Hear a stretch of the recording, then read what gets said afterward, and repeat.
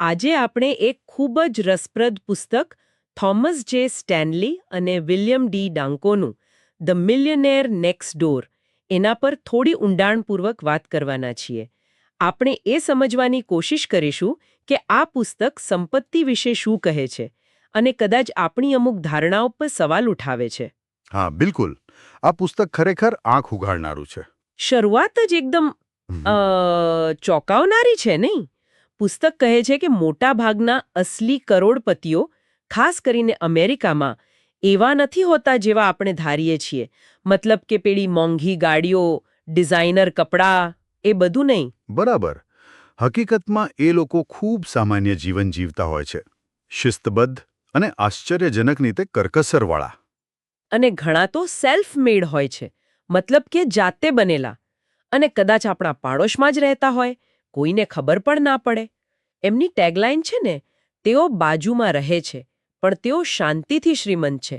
આ વિચાર જ કેટલો અલગ છે. ચોક્કસ. અને આ સમજાવવા માટે પુસ્તક 2 કેટેગરી પાડે છે: PAWS અને UAWS. PAWS એટલે પ્રોડિજિયસ એક્યુમ્યુલેટર્સ ઓફ વેલ્થ, મતલબ કે જેઓ ખૂબ સારી રીતે સંપત્તિ ભેગી કરે છે. અને UAWS એટલે અંડર અક્યુમ્યુલેટર્સ ઓફ વેલ્થ, એટલે કે જેઓ ઓછી સંપત્તિ ભેગી કરી શકે છે. બરાબર. હા. અને નવાઈની વાત એ છે કે ઘણા ઊંચી આવકવાળા પ્રોફેશનલ્સ, ડોક્ટરો, વકીલો, એ લોકો પણ UAW કેટેગરીમાં આવી જાય છે. હે?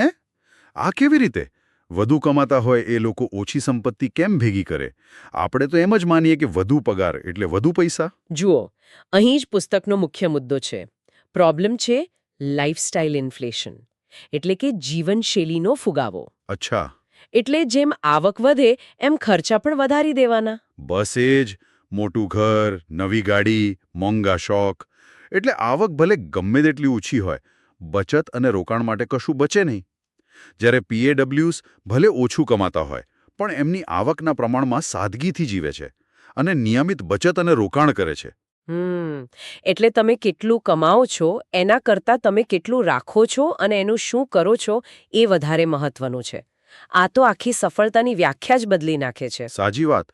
મોટાભાગના લોકો એમ જ વિચારે કે બસ મોટો પગાર મળી જાય એટલે અમીર બની જવાય. પણ એવું નથી. અને આનાથી જોડાયેલો બીજો એક કોન્સેપ્ટ છે પુસ્તકમાં, ઇકોનોમિક આઉટપેશન્ટ કેર. આ શું છે? નામ થોડું અટપટું લાગે છે. હા, શબ્દ થોડો ટેકનિકલ છે, પણ વાત સીધી છે.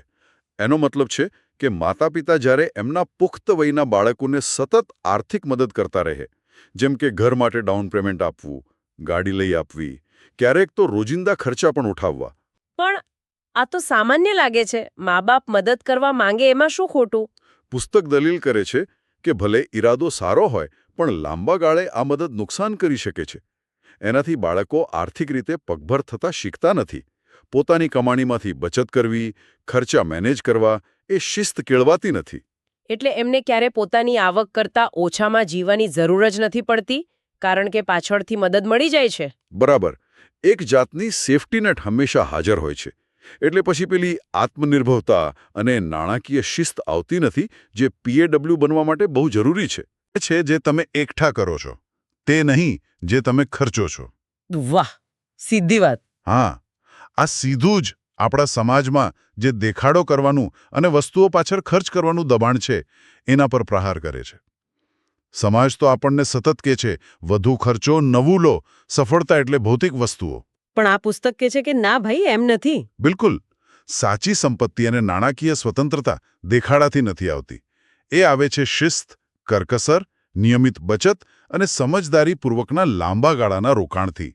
આ ખાલી પૈસા મેનેજ કરવાની ટિપ્સ નથી, પણ પૈસા પ્રત્યેનો તમારો આખો નજરિયો બદલવાની વાત છે. બરાબર, સમજાયું. એટલે આ આખી ચર્ચા પરથી એવું લાગે છે કે સાચી સંપત્તિ મોટાભાગે દેખાતી નથી. એ ઊંચી આવકનું નહીં, પણ સારી નાણાકીય ટેવો અને આવક કરતાં ઓછામાં જીવવાની માનસિકતાનું પરિણામ છે. આ પુસ્તક ખરેખર આપણી ઘણી માન્યતાઓ તોડે છે. ચોક્કસ. અને શ્રોતાઓ માટે એક છેલ્લો વિચાર. પુસ્તકમાં શિસ્ત અને દેખાડાના ખર્ચને ટાળવાની વાત પર ભાર મૂકવામાં આવ્યો છે, ખરું ને?